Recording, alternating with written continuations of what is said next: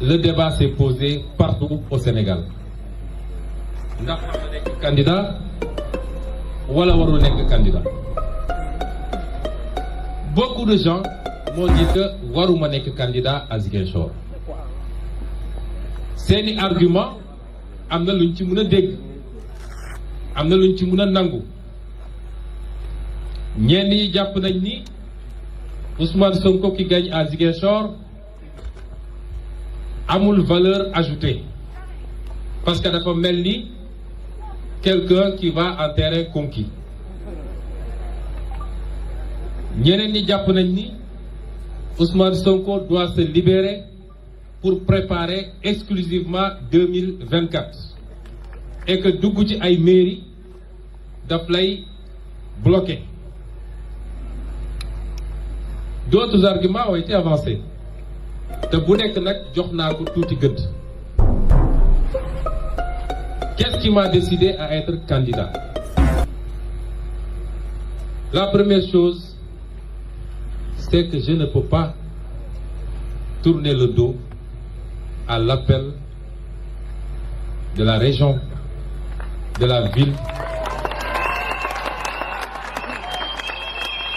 qui m'ont tout donné. La demande a été très forte te ab jàpp naa ni yaakaar bu rëy moo sous-tendre demande bi te bi ma jógee fi ma dal neema ba bi may egsi fii ce que j'ai vu dans les rues de Ziguinchor et ce que je vois toujours dans les rues de Ziguinchor, et c'est encore beaucoup plus fort si j'allais dans les rues de Bignona, c'est encore beaucoup plus fort si j'allais dans les rues de Oussouye, c'est aussi fort si j'allais dans le Sédhiou ou dans le Kolda. Loolu, ça s'appelle de l'espoir, et je peux vous assurer que nous sommes conscients de cet espoir et nous ne le décevrons jamais, s'il plaît à Dieu. La deuxième chose qui m'a décidé à candidater, am na ñu ñëwoon sax ne ma il faut être candidat à la ville de Dakar parce que soo nekkee candidat ci ville de Dakar valeur ajoutée bi foofu lay amee solo ndax li Dakar di peser. Et c'est un boulevard pour 2024. Vous savez pourquoi je ne l'ai pas fait? La première chose, c'est parce que j'ai considéré que nous avions un candidat naturel, légitime, qui a tout ce qu'il faut et qui est plus légitime que moi à Dakar et qui s'appelle Barthélémy Diaz. La deuxième chose bi tax defuma ko, monsieur le maire Barthélémy nga jéggal ma nag waaye Casamance du moroomu Dakar. Monsieur le maire Casamance du moroomu Dakar. Bëgg naa Ndakaaru trop nag Abbas, bëgg naa Ndakaaru trop parce que ñooy suñu njaatige, ñooñu dalal. Waaye Barthélémy bi nga duggee frontière Gambie ba fii li nga gis sa bët loolu xam nga ni ci koom-koom ak ci potentiel doo ko méngaleeg Dakar.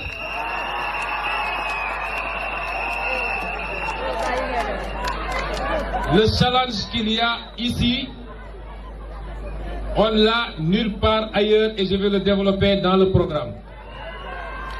Looloo tax ñu d'accord ne ñun dañuy ñëw candidater fii au nom de cet amour pour la Casamance, au nom de cette conscience des capacités de cette verte Casamance. Au nom de tout cela, on va vous présenter un programme qui transcende la commune de Ziguinchor. Je vous avais dit que vision bi ñu am ñun et le programme que nous avons, je vous avais dit que xajul ci commune Ziguinchor tuuti na ci trop. Moo tax le programme qu'on va vous présenter, c'est un programme boo xam ne ñetti pàcc la. ñetti programme la wala ñaari programme la ak troisième partie. Première partie bi c'est le programme de développement local boo xam ne c'est spécifique à la commune de Ziguinchor. Deuxième bi c'est le mandat de développement territorial. Mandat de développement territorial moo ñuy permettre ñu def ce qu'on appelle l'intercommunalité.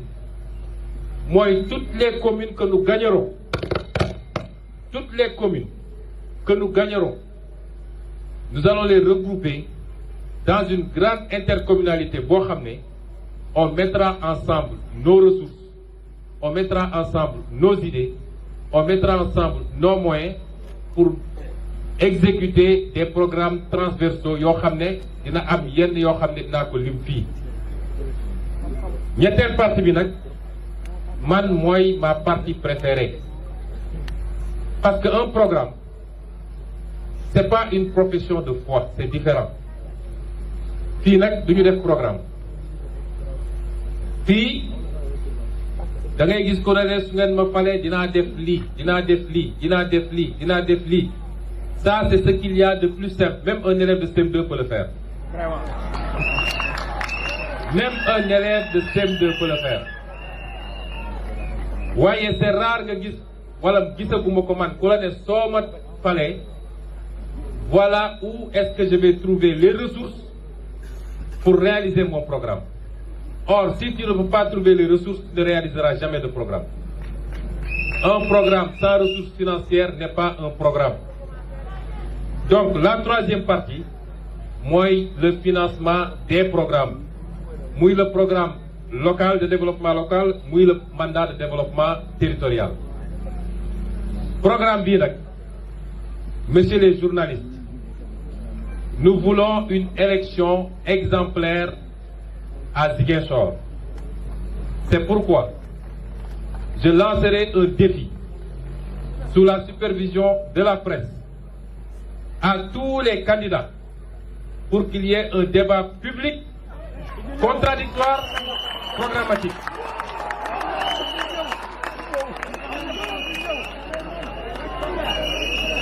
Ku nekk toog fële rek yor sa benn kayit.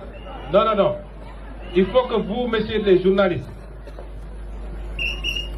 tous les candidats,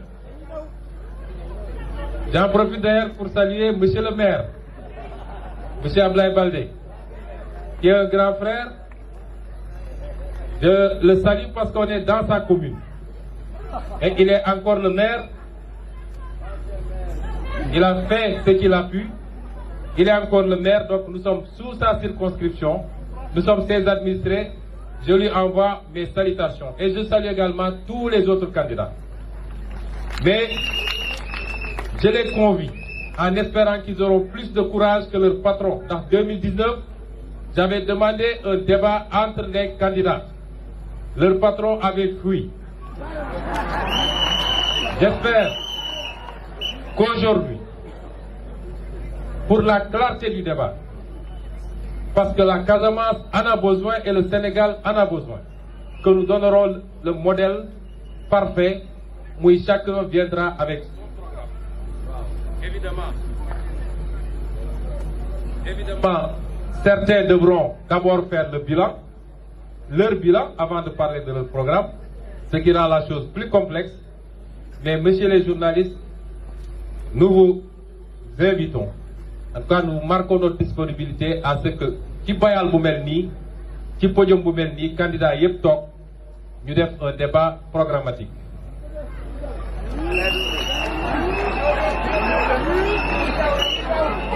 Les programmes, ñetti programmes yi ma leen wax, ça se décline en 17 projets. Je vous ai parlé de 2 programmes et des sources de financement.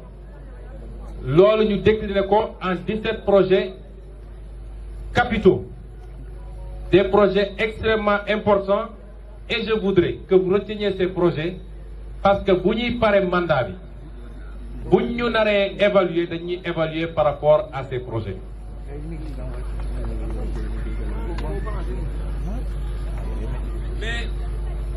balaa may dugg ci loolu